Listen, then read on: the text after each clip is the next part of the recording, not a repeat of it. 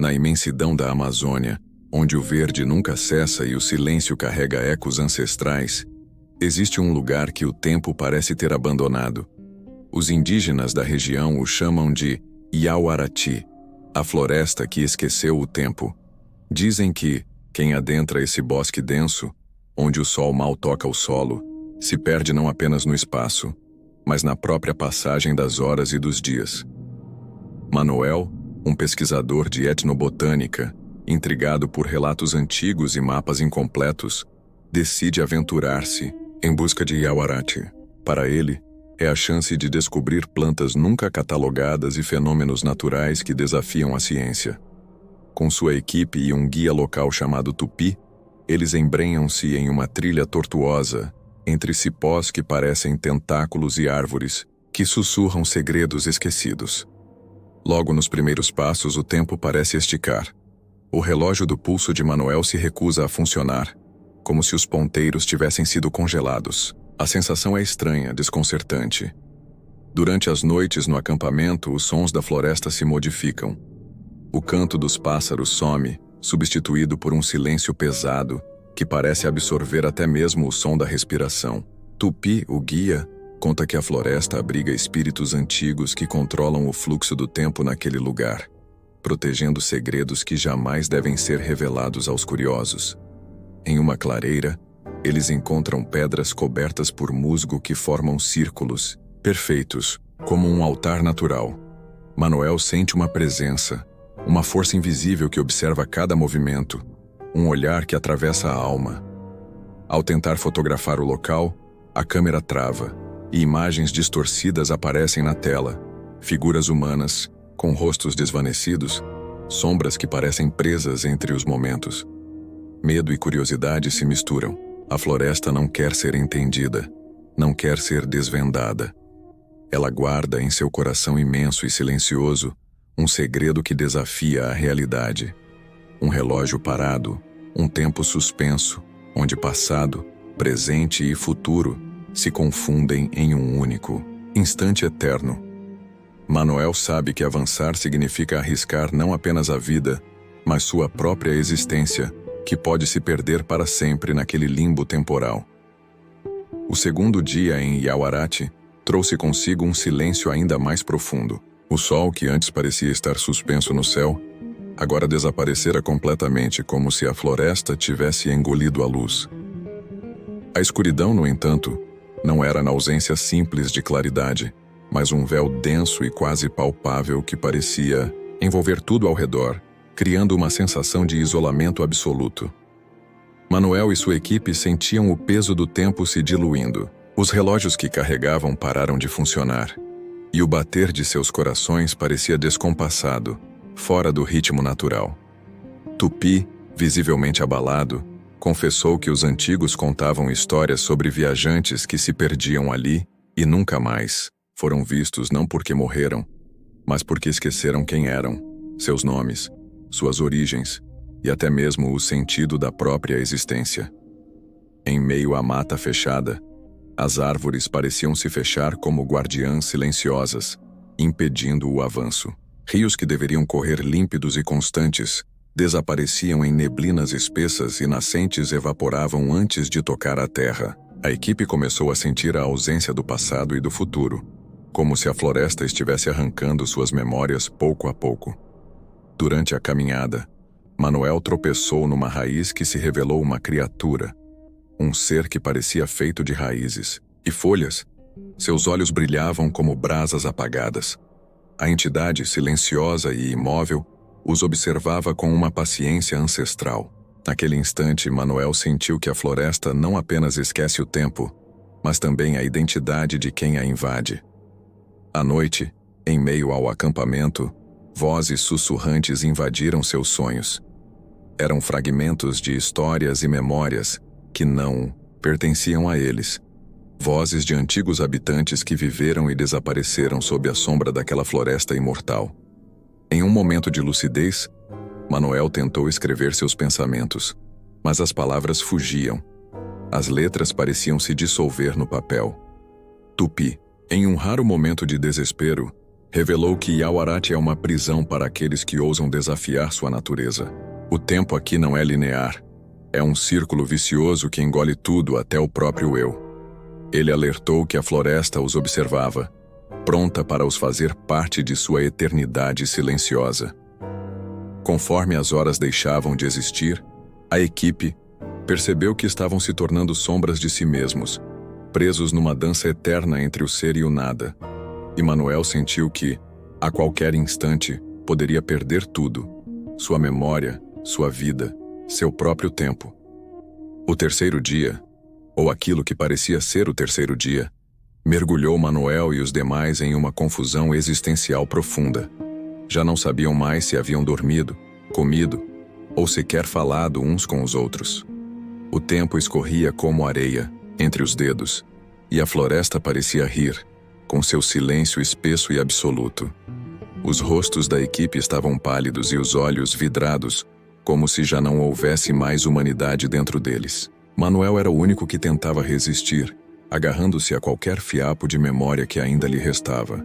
Sua mãe cantando em português arrastado, o cheiro de chuva na terra seca, o nome de sua cidade natal. Mas essas memórias vieram e foram como fumaça, desaparecendo antes que ele pudesse segurá-las com firmeza. Guiados por uma estranha força instintiva, eles se depararam com uma clareira circular, no centro da qual havia uma formação de pedras cobertas por musgo, dispostas em um padrão que lembrava um relógio derretido. No meio das pedras, um poço seco exalava um frio sobrenatural. Tupi caiu de joelhos ali e começou a murmurar em sua língua nativa, os olhos cheios de terror e reverência. Disse que aquele era o umbigo da floresta, o ponto onde o tempo havia morrido. Ao redor do círculo, figuras humanas surgiram. Eram pálidas, translúcidas, e se moviam em círculos, arrastando os pés como se estivessem presos a um ciclo eterno. Eram as almas dos esquecidos. Exploradores, caçadores, andarilhos, até missionários, todos com feições apagadas, sem nome, sem propósito. Suas bocas abriam-se em gritos silenciosos, mas o som que saía era apenas um vento gelado. Manuel tentou fugir, mas a clareira parecia se expandir a cada passo, como se não houvesse saída. Uma das figuras estendeu a mão para ele. Ao tocá-la, uma onda de visões invadiu sua mente. Viu aldeias queimando, calendários se despedaçando, estrelas se apagando no céu. Entendeu então que Yaowarat era mais que uma floresta. Era um guardião entre mundos, uma fronteira viva entre o tempo e o esquecimento, onde tudo o que não deveria existir mais era enterrado e revivido. Os outros membros da equipe começaram a andar em círculos junto às almas perdidas.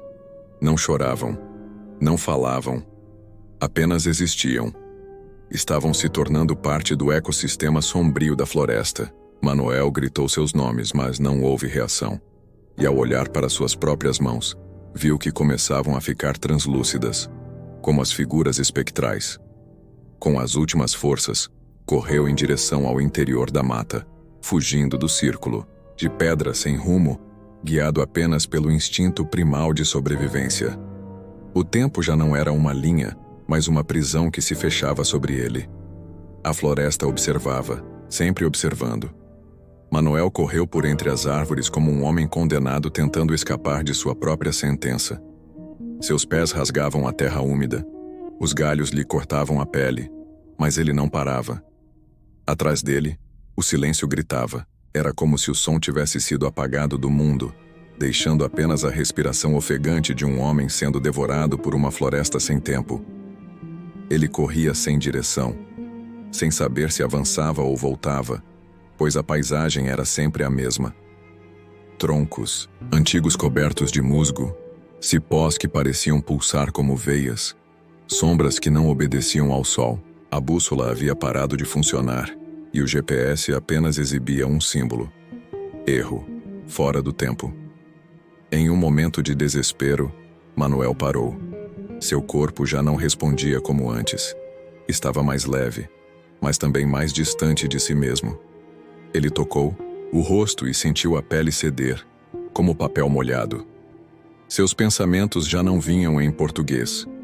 Imagens antigas, algumas que ele nem sabia de onde vinham, invadiam sua mente como se fossem memórias dele.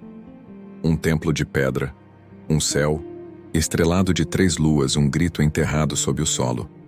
Foi então que ele viu, no centro de uma clareira, uma árvore colossal, tão antiga que parecia ter surgido antes da própria vida. Suas raízes formavam um emaranhado de escadas e túneis, e seu tronco pulsava com luzes tênues, como batimentos cardíacos. Era a árvore do esquecimento, o coração de Yawarati. Manoel caiu de joelhos diante dela. A árvore o reconheceu, sentiu. Abriu-se em fissuras que deixaram escapar um vapor dourado, e dele emergiram vozes, muitas vozes. Entre elas uma o chamou pelo nome. Era Tupi. Sua voz, agora parte da floresta, implorava: "Volta, irmão. Ainda há tempo, mas só se você lembrar quem é." Era esse o preço. Para sair da floresta, Manoel precisava se lembrar de quem era, completamente. Nome, história, propósito.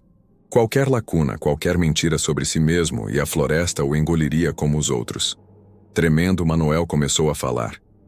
"Meu nome é Manoel Cardoso. Nasci em Barreirinha. Meu pai chamava-se Osmar. Minha mãe, Lourdes. Eu gosto de café, forte, de samba antigo e de ver o rio ao amanhecer. Eu vim aqui para provar algo, para mostrar que a floresta podia ser entendida." Com cada palavra, a floresta tremia. As árvores recuavam. A árvore do esquecimento se fechava sobre si, e Manoel, aos poucos, voltou a sentir o peso do corpo, o cheiro de suor, a dor nos pés. A realidade o reclamava de volta. Quando abriu os olhos, estava à margem de um rio, o mesmo que haviam usado na chegada. Mas estava sozinho. Nenhum equipamento, nenhum sinal da equipe. Apenas ele. E o relógio de pulso de Tupi, deixado cuidadosamente sobre uma pedra, marcando a mesma hora. 0000. Manoel foi resgatado dias depois por ribeirinhos. Estava em choque, falando línguas que ninguém conhecia, mas logo voltou ao normal, ou quase. Em suas entrevistas, nunca contou o que realmente viveu. Disse que se perderam, que houve um acidente, que os outros foram levados pela correnteza. Mas, em sua casa até hoje, há uma árvore crescendo no meio da sala, uma semente que ele trouxe sem saber, alojada debaixo da pele. À noite ele ouve vozes vindas das folhas. Elas não dizem seu nome, dizem que o tempo o está esperando e que um dia voltará para buscá-lo. Olá! Espero que tenham gostado deste vídeo. Se você curtiu o conteúdo, não se esqueça de se inscrever no canal e ativar o sininho para receber notificações de todos os nossos próximos vídeos. Sua inscrição é muito importante para nós e ajuda a trazer mais conteúdos incríveis como este. Além disso, deixe nos comentários sugestões de temas que você gostaria de ver por aqui. Vamos juntos construir uma comunidade incrível. Obrigado por assistir e até a próxima.